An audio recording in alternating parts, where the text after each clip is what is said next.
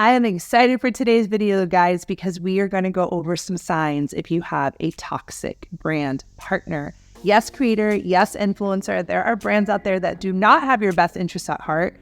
And what I want to go over is kind of some signs to look out for to protect you guys, because that's truly our interest here at Sidewalker Daily, is helping creators thrive, helping influencers thrive, and protect you against brands that, again, may not necessarily have your best interests at heart, really are about them and their bottom line.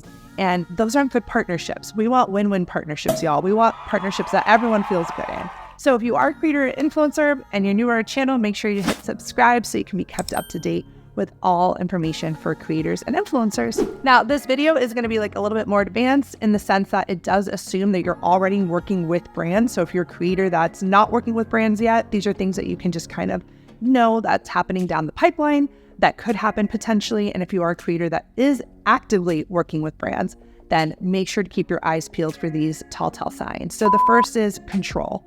Control about what you create.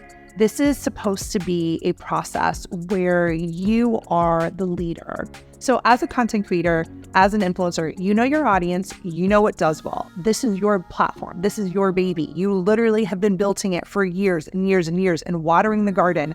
And now you have a brand coming through the door telling you what to create, how to create it, what to say, being really strict actually from the creative standpoint. So oftentimes what happens is creators, when they are working with a brand, the brand may send a creative brief being like, this is what we want, which is natural, right? Obviously, they have like a vision of what they want and maybe what they are looking for. But the creative brief shouldn't be like, this is how you should shoot it, and this, and this, and this. It should be a little bit more open-ended. It should be like, please include maybe these key messages, or here are a few key messages. Pick and choose the ones that are good for you, that make sense for you. And maybe they are a little bit more stricter on their key messages, but they shouldn't be telling you how to create it.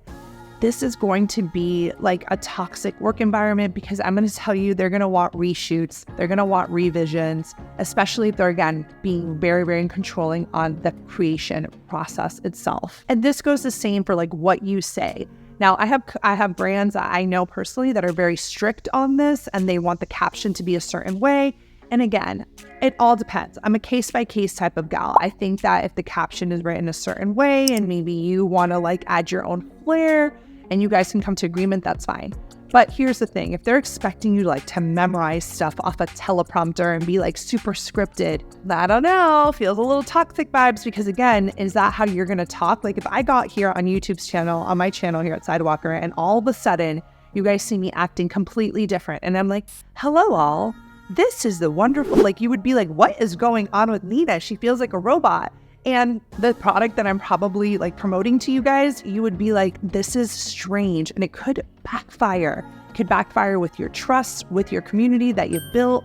So again, when a brand is being very like control heavy on what you say, I think that this is not a good sign. So oftentimes in terms of like toxic brand partners, I had this conversation with a creator the other day, and she was like, brands who are delayed writing you back, like in terms of like their response time, will oftentimes be delayed in paying you. And I was like, oh my gosh, this is so true. I know creators who have been waiting months and months to get paid from their brand partners. Even if the contract says net 30 or net 60, they are still in breach of contract because the brand has not paid on time. And I think one of the signs is when a brand is slow to respond to your emails or just ghosts you in general. Guys, I've had like major brands, like huge brands, ghost creators in our program, and they've emailed them. They've been very clear with email communication, and the brand is just slow. I think this is not a good sign.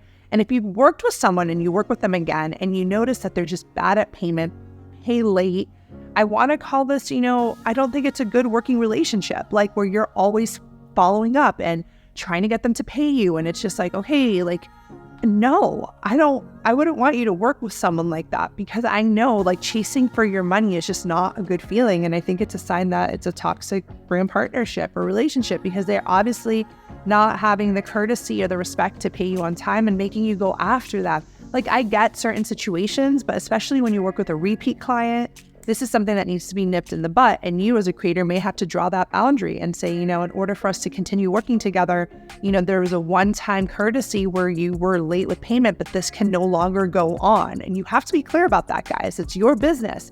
You have to stand up for yourself. Okay, so this is crazy, toxic, crazy sign of a toxic relationship, brand partnership creator. So I have this influencer friend. I won't name names, of course not.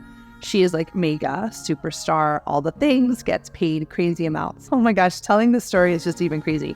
She was telling me that there was a partner of hers that I guess they basically ran ads to the content she created on her account. Like she did some whitelisting and there was negative comments. And, part of the contract included some crisis communication where she was, or meant to go through the comments and help support that. But one thing was they wanted her to delete a lot of comments on her end. And she was like, no, that's just going to backfire even more. Again, I know my community, they were being really intense about it. And I felt that they had a very unprofessional communication, emailing her 7, 8, 9, 10 p.m. at night on the weekend. It was just this crazy sort of energy. And I think that, yes, there's times that there may be crises in your workflow as a creator with a brand, and you need to be available to help nip those sort of situations in the butt. But also you have to be realistic. Again, unless it's outlined really clearly in the contract, needs to be responding at 10, 11 p.m. at night. And then this brand started texting her, because she wasn't responding to her emails. I find that to be super unprofessional, right? So in this instance, it wasn't even that much of an emergency. The content had been up already 30 days. And I guess potentially maybe the client was upset or whatever. But the point is there's unprofessional communication. And I think this is also a sign that this is not a good working relationship, especially if people don't know how to respond, or people on the brand side are not being respectful of your time and they're messaging you manic after hours on something that could probably wait 24 hours or 48 hours. So that's why everything is so case by case. But I want you guys to note that unprofessional communication, everything should be done via email. Try to always get your partners to email you, not text, not DM. You want that email thread in case stuff gets crazy. You want to be able to have that email thread to refer to. Trust me on this one. Now, if you are a creator that is not yet working with brands and you're watching this video and you're like, oh my God, this is crazy, but you want to reach out to brands, you want to start getting your feet wet and working with brands and getting paid, or maybe you're a creator who already works with brands and gets paid, but you want to take it to that next level. Well, then come to my next free live training. I host them all the time. It's how to work with brands and how to get paid brand deals, whether you're reaching out to the brands or they're reaching out to you, okay? We're going to go over some really good stuff. People love this training. It's a big hit in our community. So you can learn more and register with the link below. Now, major toxic partnership vibes is lack of clarity in deliverables or not necessarily wanting a contract. Huge no-no, because the contract is meant to protect you and them, right? It's a good thing. Sometimes creators get scared of contracts. I'm like, no, this is good. It says when you're going to get paid. It's protecting you, right? It tells you these are the deliverables. So if they try to be like, oh, can you do one more thing? You're like, nope, not in the contract. Or you can decide to as something that, you personally want to do, but you don't have to, right?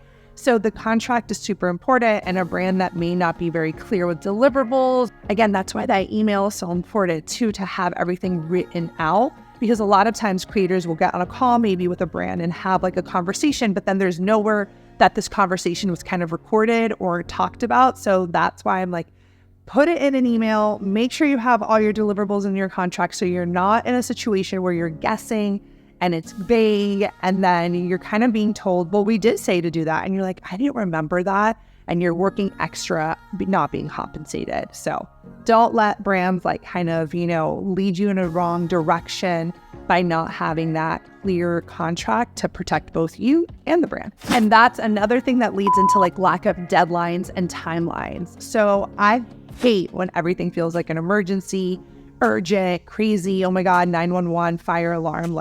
We don't want to be working in those work conditions, right? So one of the things that's really important when you are working with a brand partner is to have those deadlines, those timelines very clearly defined in your contract so that you can be kept up to date. Okay, this is what I have to do. This is what to do. You can calendar it. You can get organized, all the things. Because if they don't tell you when they want that first revision by or that first draft, or when they want the script by or whatever, then now it's a guessing game and you're going to just feel super, super overwhelmed. So I would be as clear as day.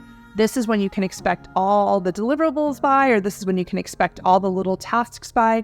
So that way there is no, last minute emergency stressing you out because you didn't turn in the script or the first draft or whatever. Okay. Lacking deadlines and timelines is definitely not a good thing and something that does not make for good partnerships. I'm sure there's tons more. I would love to hear from you guys. Let me know in the comments below if you have any that you'd like to share that other people in our community can look out for.